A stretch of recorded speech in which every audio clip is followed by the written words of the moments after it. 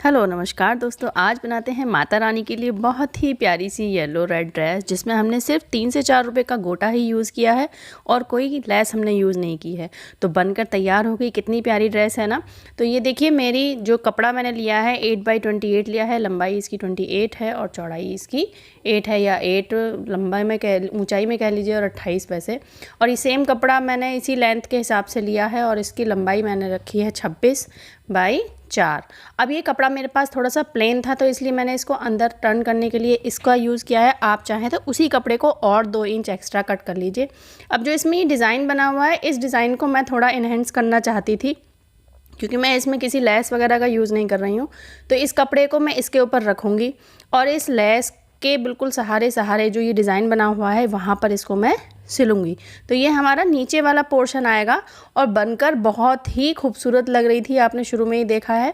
और guys, video पर ना पूरे बने रहिएगा, बीच बीच में कुछ टिप्स होती हैं जो कि मैं आपको बताती रहती हूँ, मिस हो जाती हैं तो फिर सेम रिज़ल्ट नहीं आता। तो कि इस तरह से हम इसको घुमाते हुए धीरे धीरे पूरा पार नीचे तक सिल लेंगे। और सिलने के बाद जब हम इसको टर्न करेंगे तो ऐसे ही इसको टर्न नहीं कर पाएंगे, नहीं तो ये हमारा जो मूव हमने दिया है इसमें वो बाहर नहीं दिखेगा। तो ये इसमें जो जहाँ पर हमारा कर्व आ रहा है, यहाँ पर हल्के हल्के से हमें इसमें नोजेस लगाने होंगे, यानी हल्का हल्का सा कट लगाएंगे, लेकिन ध्यान रखें कि हमारी सिलाई बिल्कुल भी कट ना हो। अब इसके बाद में इसको हम टर्न कर लेंगे, तो हाथ से थोड़ा सा सेट करते हुए और इस पर यहाँ पर ही एक हम स्टिच दे देंगे। तो इससे क्या होगा, ये बिल्कुल सेट हो जाएगा, डिज़ाइन बिल्कुल अच्छे से निकल कर आएगा। अब ये जो मैंने रेड कपड़ा लिया है, इस पर मैं मार्किंग करूँगी 1.5 इंच की। आप चाहें तो 2-2 इंच की भी कर सकते हैं, इवन आप 1-1 इंच की भी कर सकते हैं अगर छोटी पोशाक बना रहे हैं। इस पोशाक की टोटल लेंथ मेरी 8 इंच मैंने ऊपर वाला कपड़ा रखा है और 4 इंच नीचे, तो 11 इंच बनकर आएगी। तो इसमें हमें इस तरह से गोटा का यूज़ करना है। 3 से 4 रुपए के गोटे में ही पूरी पोशाक बनकर हमारी तैयार हो जाएगी। बस सीधे सीधे इनको हमें रखना है और सिल देना है। सिलने का तरीका बहुत आसान है। कपड़े को सीधा रखिए और सीधे कपड़े पर ही अपने गोटे को रखिए और आराम से इसके ऊपर मशीन चला दीजिए। बहुत आसानी से सिल जाता है और ये गोटा कहीं भी इजीली मिल जाता है। बहुत महंगी लेस लेने की कोई ज़रूरत नहीं है। कोई कहते हैं ना, महंगी महंगी लेस लाओ तब डिज़ाइन बनकर अच्छा आता है। देखिए, बिल्कुल सिंपल चीज़ से मैं आपको बनाकर बता रही हूँ। बस एक कपड़ा मेरा डिज़ाइन वाला है, बाकी कपड़ा मेरा पूरा प्लेन है। तो इस तरह से इसको रखिए और सिल दीजिए और एक्स्ट्रा को कट कर दीजिए। अब इसमें थोड़ा अगर कहीं झोल आता है तो देखिए इस तरह से हाथ से इसको सीधा करेंगे, बिल्कुल फिनिशिंग के साथ बिल्कुल सीधा हो जाता है। मैंने पूरे कपड़े पर लगाकर तैयार कर लिए। अब इसमें येलो पार्ट को हमें इसमें जोड़ना है, तो ये तो अंदर फ्लिप होना है, अंदर की मतलब रॉन्ग साइड में रहेगा। तो सीधे के ऊपर सीधा ही हम इसको रखेंगे, इस तरह से सीधे के ऊपर सीधा रख के और बिल्कुल सीधी सिलाई हम यहाँ पर लगा देंगे। तो इस तरह से हम इसको रखेंगे। और देखिए, मैं हाथ की मशीन से ही सिलाई करती हूँ, मेरे पास कोई एक्स्ट्रा टेलर्स वाली मशीन नहीं है और बहुत अच्छे से पोशाक बनकर तैयार हो जाती है। कोई ज़रूरी नहीं है इसके लिए आप अलग अलग से इक्विपमेंट यूज़ करें, अलग अलग से मशीन यूज़ करें, तो बहुत अच्छे से बनकर तैयार हो जाती है आसानी से। थोड़ा सा धीरे धीरे सफाई के साथ काम कीजिए। तो ये बनकर हो गया तैयार हमारा। अब इसको हमें अंदर की तरफ मोड़ना है, लेकिन इससे पहले इसमें थोड़ा सा कड़ापन लाने के लिए मैं आरकंडी का यूज़ कर रही हूँ। मैंने बुकरम का आज इसमें यूज़ नहीं किया है। बुकरम वॉश करते हैं तो कभी कभी बुकरम ना ख़राब कर देती है ड्रेस को, रेड के ऊपर वाइट वाइट आ जाता है। तो इस बुकरम को हम चारों तरफ से इसमें लगाएंगे और ये रेड येलो कपड़ा जो था इसको अंदर मोड़ते हुए इस तरह से सेट कर देंगे। देखिए, इस तरह से रखेंगे और इसको अंदर की तरफ मोड़ेंगे। तो जब हम सिलाई लगा रहे हैं तो यहीं से सेटिंग कर लेंगे, तो दोनों तरफ से जब हो जाएगा तो आराम से इसको मोड़ने हमें बहुत ही ज़्यादा सुविधा रहेगी। तो लास्ट तक इसको हम इसी तरह से सिल लेंगे। इसी से के बराबर मैंने आरकंडी को कट किया है। थोड़ा सा कोई भी अस्तर या आरकंडी या बुकरम हम कोई भी चीज़ लगाएं उसे थोड़ा सा हमें एक्स्ट्रा ही रखना चाहिए और बाद में फिनिशिंग देकर उसको कट कर देना चाहिए एक्स्ट्रा को। तो इस तरह से इसको मैं चारों तरफ से लगा लेती हूँ। घूमकर लास्ट में आएंगे, ये देखिए टर्न करेंगे तो हमेशा टर्न करते हैं सुई अंदर ही हमारी होनी चाहिए। फुट पैड को ऊपर कीजिए और फिर फुट पैड को नीचे कर दीजिए टर्न करके, तो मूव हो जाता है और कपड़ा अपनी जगह से हिलता नहीं है। ये लास्ट आ गए और फिर सेम उसी प्रोसेस से इसको अंदर मोड़ते हुए हम यहाँ पर इसमें सिलाई नीचे को निकाल देंगे।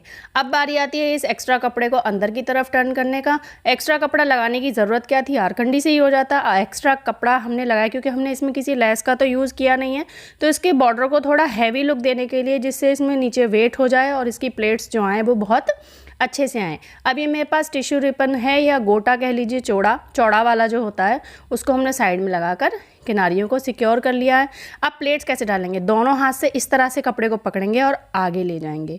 दोनों हाथ का हमें यूज़ करना है। अब आरकंडी लगी हुई है तो आराम से आप इसको कहीं भी सेट कर दीजिए, बहुत अच्छे से सेट हो जाती है, जैसे कॉटन का कपड़ा सेट हो जाता है उस तरह से।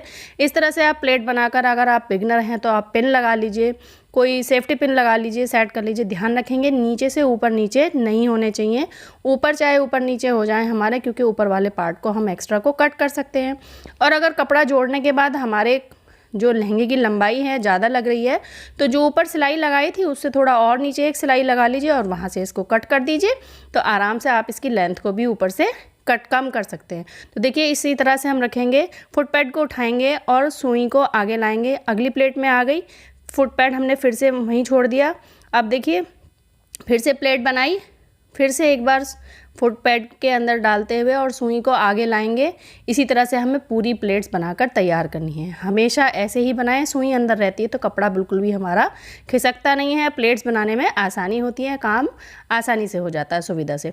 अब देखिए इसी तरह से इनको सारी प्लेट्स को एक जगह एडजस्ट करते हुए एक सिलाई और लगा लीजिए। अगर पहले नहीं काटा है, बाद में ध्यान आया, तो इस तरह से आप जहाँ से आपको इसको कट करना है उससे थोड़ा नीचे एक सिलाई लगा लीजिए और इसको आराम से आप कट कर सकते हैं। मैंने इवन कर दिया ऊपर से इसको, और ये मेरी चौड़ाई ऊपर से 4.5 इंच बनकर आई है। बहुत ही सुंदर लहंगा बनकर आया है, 4.5 इंच वैसे।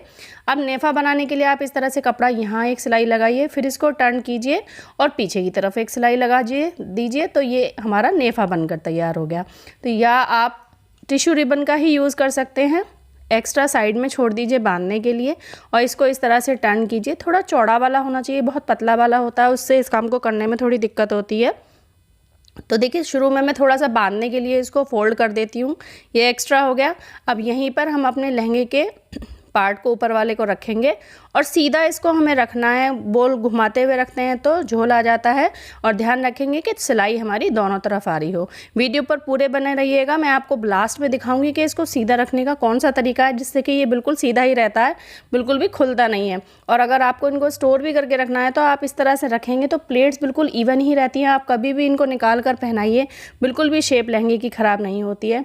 तो ये देखिए बनकर तैयार हो गया हमारा लहंगा। अब बनाते हैं हम दुपट्टा। तो 4 इंच चौड़ा और मैंने 25 इंच लंबा ये कपड़ा लिया है, और सेम ही मैंने लिया है अस्तर। यहाँ पर मैंने आरकंडी का यूज़ नहीं किया है क्योंकि आरकंडी थोड़ी खड़ी खड़ी हो जाती है, और ना ही मैं इसमें बुकरम का यूज़ कर रही हूँ। तो इसको चारों तरफ से हम इसमें सिल लेंगे और एक्स्ट्रा जो कपड़ा हमारा होगा उसको हम कट कर देंगे। जैसा कि मैंने आपसे पहले ही कहा था कि हमेशा अस्तर को थोड़ा एक्स्ट्रा ही रखना चाहिए, और कॉर्नर पे घुमाते हुए हमेशा सुई को मशीन के अंदर रखते हुए घुमाएंगे। एक्स्ट्रा कपड़ा मैंने कट कर दिया, तो ये दुपट्टा हो गया रेडी। अब इसके कॉर्नर्स को सिक्योर करने के लिए सेम वही गोटा लेंगे, टिश्यू रिबन लेंगे हम, और इसको इस तरह से मोड़ते हुए हम सिल देंगे। तो ये देखिए कॉर्नर से मैंने लगाना शुरू किया है। ध्यान से देखिएगा वीडियो को। हम जब मूव करते हैं, टर्न करते हैं एक कॉर्नर से दूसरी तरफ को, दूसरी साइड से एक साइड से दूसरी साइड जाते हैं, तो हमें किन चीज़ों का ध्यान रखना चाहिए। देखिए हम लास्ट आए हैं, सुई अंदर ही रखेंगे और कपड़े को टर्न किया, लेस को नीचे मोड़ा और ऊपर से कपड़े को मोड़ा और इसको सेट कर दिया। देखिए दोबारा दिखाती हूँ, सुई अंदर ही है। अब आप कपड़े को कितना भी घुमा लीजिए, बिल्कुल वहाँ से नहीं हटेगा। कपड़ा सीधा रखा है, उसके ऊपर बीच में बिल्कुल सेट करते हुए और हाथ से अपनी लेस को हमने सेट किया, और इसके ऊपर हम मशीन चला देंगे। बिल्कुल आराम से कॉर्नर बन जाएगा। चौड़ी लेस अगर लगाते हैं उसके लिए कॉर्नर बनाने का तरीका अलग होता है। मेरी बहुत सारी वीडियो हैं जिनमें मैंने बहुत ही सादा आसान तरीके से बताया है, जो कि बिगनर भी इनको सिल सकते हैं। सेम देखिए वही प्रोसेस है। सुई हमें अंदर ही छोड़नी है, जब भी हमें कहीं भी टर्न करना है तो सुई को हमें अंदर ही रखना है। ये बेस्ट ट्रिक होती है कॉर्नर को क्रिएट करने के लिए। सुई निकाल लेते हैं तो कपड़ा हमारा इधर उधर हो जाता है और हम दोबारा से फिर सिलते हैं। अब देखिए लास्ट आ गए, तो लेस को अंदर की तरफ मोड़ेंगे और ऊपर से इसको भी ऐसे ही हाफ में टर्न कर देंगे। बहुत अच्छे से फिनिशिंग आ जाएगी। गाइस बिगनर हैं तो इस तरह से सिलकर देखिएगा और कमेंट करके मुझे ज़रूर बताइएगा कि आपकी पोशाक कैसे बनी। बिना किसी लेस के आसानी से पोशाक बनाने का सबसे बढ़िया तरीका मुझे ये लगता है।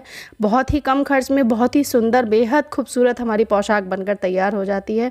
बहुत ज़्यादा कॉस्टली नहीं आते हैं ये कपड़े। अब इस तरह से आप इसको बांध लीजिए और यहाँ पर कर दीजिए हल्की सी प्रेस। आगे वाले पार्ट पे तो करेंगे नहीं, आगे वाले पे करें तो कोई कपड़ा रखकर तब प्रेस घुमाइएगा। वीडियो अच्छी लगे तो प्लीज़ वीडियो को लाइक ज़रूर कीजिएगा, अपने फ्रेंड्स और फैमिली के साथ शेयर ज़रूर कीजिएगा, और नए हैं चैनल पर तो प्लीज़ प्लीज़ प्लीज़ चैनल को सब्सक्राइब ज़रूर कीजिएगा। मिलते हैं नेक्स्ट में, बाय।